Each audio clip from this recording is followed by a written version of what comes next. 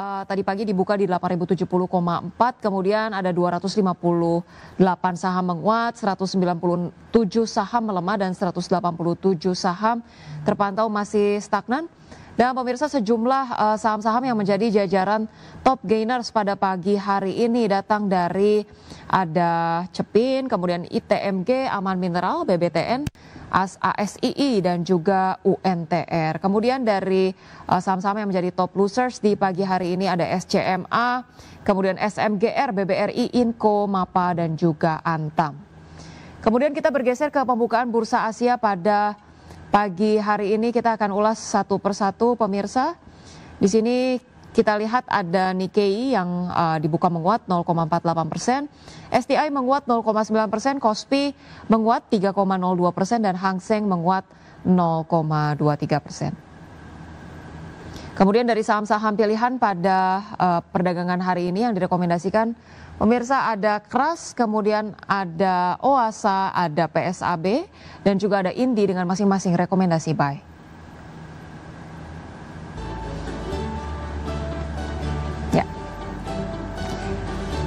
Baik, pemirsa, kita akan kembali berbincang dengan Pak Santosa untuk membahas proyeksi perdagangan pasar modal pada hari ini. Pak Santosa, tadi kalau kita lihat IHSG dibuka cukup menguat ya, sekitar 0,5% di perdagangan pagi hari ini. Anda melihat apakah kemudian di hari ini akan dominan penguatan atau dominan pelemahan seperti kemarin? Karena kalau kita lihat data kemarin, saham perbankan Big Caps ini jadi kontribusi untuk pelemahan IHSG cukup dalam begitu ya. Net sell asingnya masif di bank-bank jumbo. Review Anda seperti apa nih, Pak Santosa? Ya, saya sih optimis sebenarnya ya. Tapi kali ini saya mau coba untuk realistis. Ya. Memang kondisi seperti ini kan naik turunnya kencang sekali. Gitu. Ya. Saya melihat kondisi koreksi ini justru merupakan kesempatan kita untuk melakukan pembelian. Dan jangan mengejar saham yang lagi naik kencang atau naik tinggi. Seperti itu, Mbak. Baik, Anda melihat perdagangan di pasar modal masih cenderung volatile, tapi boleh kita manfaatkan untuk jadikan watchlist saham-saham bagus gitu ya, yang kemudian mengalami pelemahan cukup signifikan di perdagangan hari ini. Tapi kalau kita fokus ke saham-saham emas nih, Pak Santosa, di tengah kemudian saham emas yang harga komoditas emasnya naik, apakah Anda melihat ada potensi cukup bagus nih Pak untuk saham-saham emas?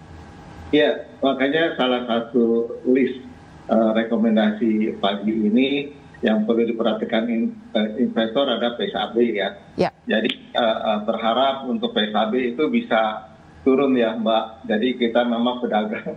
Jadi kalau bisa jangan beli waktu lagi naik, jadi waktu turun kita beli. Jangan support kalau dilihat dari rekomendasi itu di 520, lower is better. Kenapa? Karena memang untuk saham-saham emiten atau produsen emas dengan harga komoditas naik, itu otomatis dengan dia punya pendapatan atau keuntungannya itu meningkat Pak, Mbak. Jadi bermain di saham komoditas sebenarnya gampang gitu, gampang dalam arti ya kita bisa melihat harga komoditasnya, lalu tinggal lihat sahamnya itu yang kita beli harganya pada saat lagi dia turun atau lagi ngebut naik ke atas gitu. Nah ini yang perlu kita waspadai. Seperti itu Pak. Baik, PSAB boleh jadi rekomendasi menarik. Tadi supportnya di kisaran 420 sampai 520 ya Pak Santosa? Di 520 untuk supportnya. Support 520 dan target price di 620. Kita ke saham-saham pilihan lainnya untuk Kras, seperti apa rekomendasinya Pak Santosa? Krakatau Steel yang tadi saya jelaskan, ini kita berharap ada kebijakan dari Pak Menkeu berkaitan dengan import baja ilegal ya yang perlu dibenahi. Jadi saya melihat bahwa Krakatau Steel salah satu emiten BUMN yang memang harus kita perhatikan. Kenapa? Sebenarnya untuk Krakatau Steel ini merupakan perusahaan yang tidak boleh dipublikkan, Mbak. Kenapa? Ya, karena Krakatau Steel adalah perusahaan strategis pemerintah, seperti misalnya Pindad tidak boleh dipublikkan. Lalu kedua PT KAI, ya kereta api itu tidak boleh. Jadi, cuma kenapa Krakatau Steel ini ya boleh dikatakan ya dipublikkan, sebenarnya ini salah satu sektor strategis untuk pemerintah Indonesia. Dan ini menarik. Jadi untuk Krakatau Steel kita berharap ada kebijakan yang bagus yang akan diberikan oleh Pak Menkeu. Seperti itu, Mbak. Baik, untuk keras tadi support di 320 dan juga resistance di 460 ya. Untuk OASA seperti apa proyeksinya Pak Santosa? Ya, kalau OASA boleh dikatakan ini lagi gencar-gencarnya Mbak ya, sampah dijadikan energi listrik ya. Jadi waste to energy. Jadi ini salah satu emiten yang saya lihat menarik ya. Jadi saya rekomendasi kalau misalnya turun sampai 230 itu boleh dilakukan pembelian.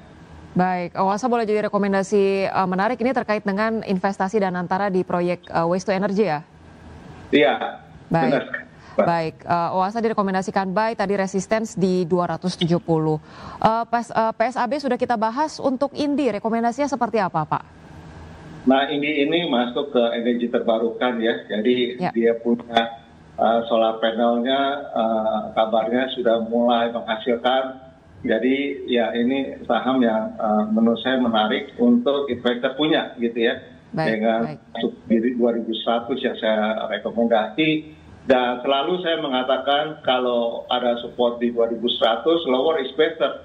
Jadi istilahnya di harga murah tapi prospek daripada kinerjanya atau perusahaan ini kinerjanya akan terus membaik ke depan. Begitu Pak. Baik, itu dia tadi ulasan dari Pak Santosa untuk 4 saham pilihan yang direkomendasikan hari ini. Ada KRAS, OASA, PSAB dan juga INDI dengan masing-masing rekomendasi buy. Baik, Pak Santosa mungkin satu pertanyaan terakhir Pak.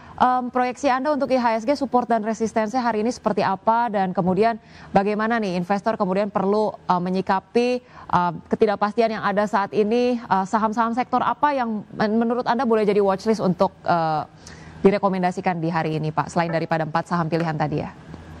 Jadi untuk support IHSG pada saat dia turun itu saya melihat di level 7750 Mbak. Ya. Dan resisten IHSG yang boleh dikatakan ada di level 8100. Jadi ini yang perlu kita lihat pada saat itu indeks bisa nembus ke 8100 ya, ada berita di apa namanya di pasar juga kabarnya IHSG bisa ke 8500. We will see lah. Hopefully di kuartal pertama ya kita bisa melihat IHSG ke level tersebut.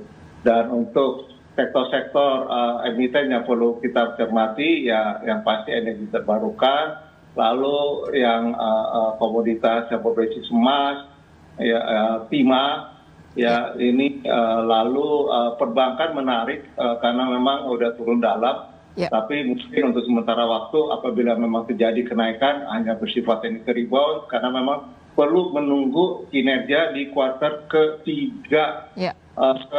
Ketiga ya yang akan keluar di bulan Oktober ini. Seperti itu, Mbak. Baik, tadi untuk proyeksi IHSG hari ini support di 7.750 dan resistance sekitar 8.100. Kalau break resistance diharapkan bisa tembus sampai ke 8.500 ya Pak ya? Amin. Baik, dan kemudian tadi sektor-sektor yang direkomendasikan ada energi terbarukan, emas, timah dan juga saham-saham perbankan boleh jadi watchlist. Sudah bisa jadi rekomendasi yang menarik di pelemahan yang sudah terjadi di kemarin dan juga perdagangan hari ini begitu ya. Terima kasih banyak Pak Santosa Kristianus Gunawan, Direktur PT Lotus Andalan Sekuritas sudah bergabung bersama kami di Market Buzz. Salam sehat Bapak, sampai berjumpa kembali. Baik pemirsa, kita akan hadir dengan informasi lainnya, tapi kita akan jeda terlebih dahulu dan bergabung dengan rekan Wiki Adrian. Baik Wiki, ada rekomendasi ataupun berita-berita apa saja usai jeda berikut ini? Ya, Ocha dan juga pemirsa, lepas 459 juta unit saham pengendali RMK Energi raih dana segar 400 miliar rupiah. Informasi selengkapnya usai jeda berikut, tetap bersama kami.